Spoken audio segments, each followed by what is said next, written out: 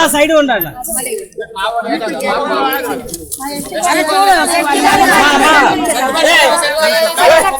అందరికి ఇస్తారు, అందరు తీసుకుంటారు.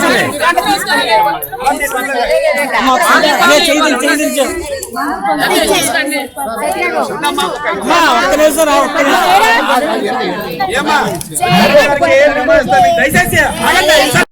సాయిరామ గారు పట్టాలు ఇవ్వాలి. గోవాలపల్లి సాయిరామ గారు పట్టాలు ఇవ్వాలి. 30-40 సంవత్సరాల నుంచి వాళ్ళు పట్టాలు ఇవ్వాలి. పేదలందరికీ పట్టాలు ఇవ్వాలి. పేదలందరికీ పట్టాలు ఇవ్వాలి. 30 సంవత్సరాల వాళ్ళందరూ పట్టాలు ఇవ్వాలి. పట్టాలందరూ ఇచ్చే వరకు పోరాడతాం. అన్ని కాలనీలో సర్వే చేయాలి. అన్ని కాలనీలో సర్వే చేయాలి.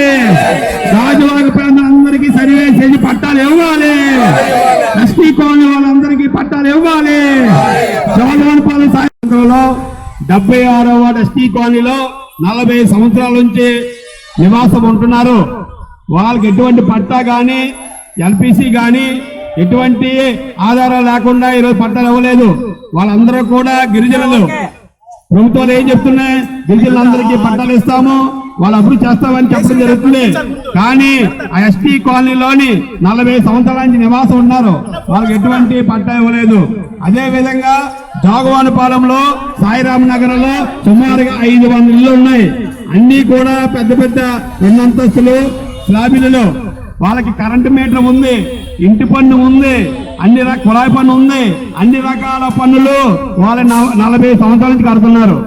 ఏమన్నా అంటే అది చెరువు అంట.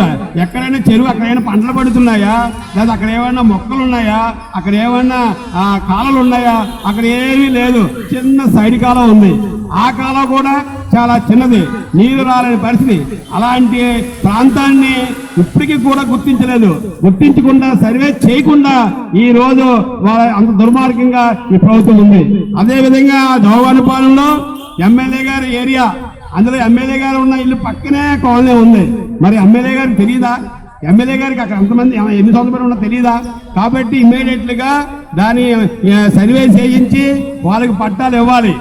ఈ పట్టాలు ఇవ్వాల్సిన కాలనీలు సుమారుగా గాజువాక ప్రాంతంలో 10 ప్రాంతాల్లో ఉన్నాయి. కుంచుబాంబు కాలనీ పట్టాలు ఇవ్వలేదు, అది పెద్ద ప్రాంతమే.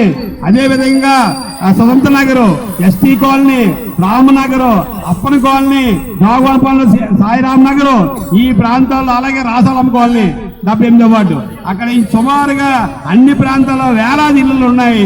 వాళ్ళు ప్రభుత్వానికి పన్ను రూపంలో ఇప్పటికీ లక్షలాది రూపాయలు ప్రభుత్వానికి కార్పొరేషన్ పన్ను కట్టారు.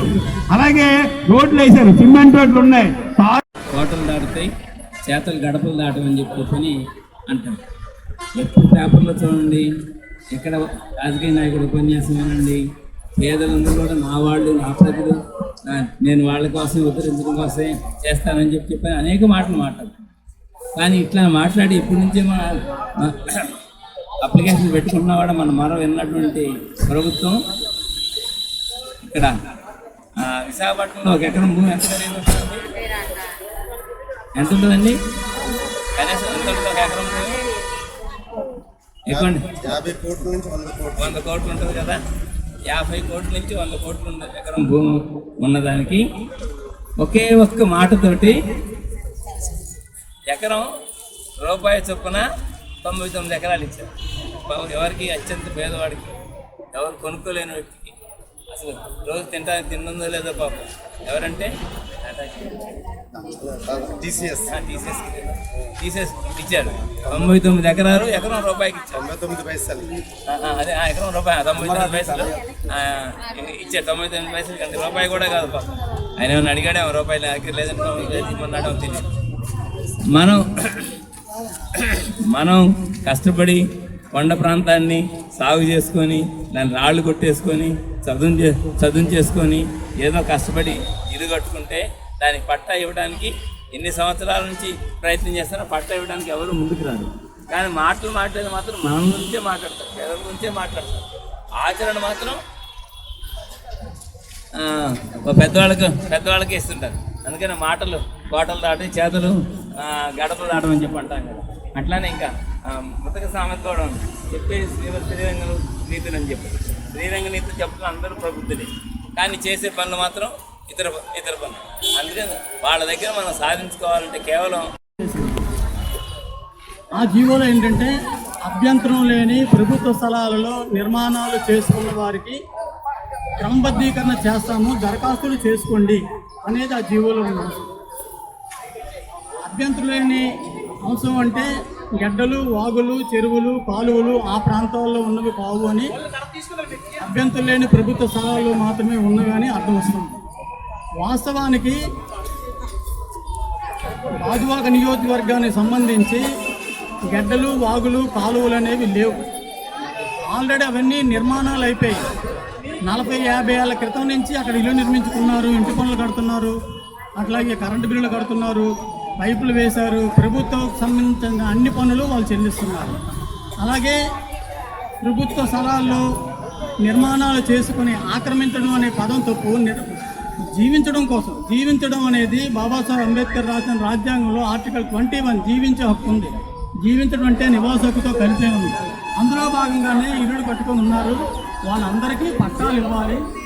వాళ్ళు తనిఖీలు చేసి పట్టాలకు సంబంధించి దరఖాస్తులు ప్రతి వాళ్ళు చేసుకోవాలి. ఈ 30వ నంబర్ జీవోలో ఇంకొక అనేక లోపాలు ఉన్నాయి. అందులో ఏంటంటే ఎవరైతే దరఖాస్తులు చేసుకోరో ఆ దరఖాస్తులు చేసుకోలేని వాళ్ళ ఇళ్లను తొలగిస్తామని ఒక వాక్యం ఉంది. గతంలో ఇప్పుడు అలా లేదు. దరఖాస్తులు చేసుకోవడానికి చాలామందికి తెలియదు, ఆ విధానాలు తెలియదు. సచివాలయం వాళ్ళు వెళ్ళి ప్రచారం చేసి దరఖాస్తులు ఎలా చేసుకోవాలో చెప్తారు. అందుకే అధికారులు 30 జీవో ప్రకారం దరఖాస్తులు చేసి 2000 పెట్టి అప్పట్లో మా పరిస్థితి అంతే. అది ఇప్పటికీ అలా ఉంది. పడిపోయినట్టు కొట్టుకుంటే కూడా మనకు శక్తి లేదు. ఇప్పుడు నీకు ఇస్తాం చేస్తామని అప్పుడు కొట్టుకొని వాళ్ళు ఏమీ అనలేదు. మరి తిరిగి పట్టాలు ఉన్నాయి నాకు ఆల్రెడీ, మరి రిజిస్ట్రేషన్ అయ్యే ఉన్నాయి, పనికిరాదు అని అన్నారు. అది మా సమస్య అండి. 50 ఏళ్ళు దాటి 70 ఏళ్ళలో కొనుక్కున్నామండి. ఈనాడు రమ్మన్నారు. మా బాధ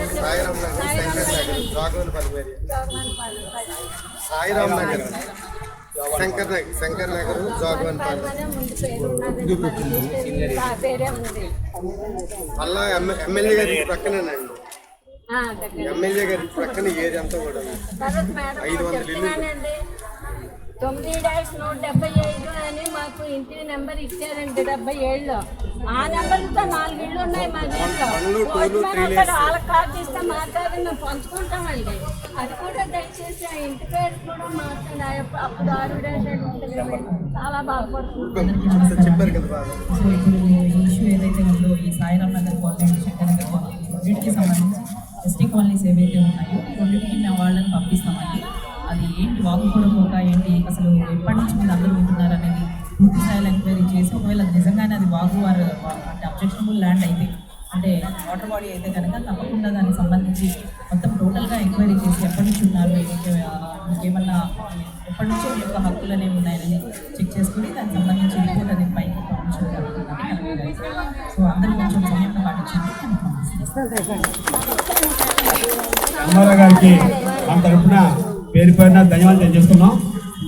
మేడం గారు కంపల్సరీ సహకరించాలి. వాగు అయితే మాత్రం రికార్డు పంపించి వాళ్ళ కరెంటు బిల్లు 20 సంవత్సరాలు ఉన్నాయి, ఇంటి పన్ను 30 సంవత్సరాలు ఉన్నాయి. వాళ్ళ ఇంటి పన్ను కరెంటు కడుతున్నారు కాబట్టి దయచేసి సహకరించాలని కోరుతున్నాం.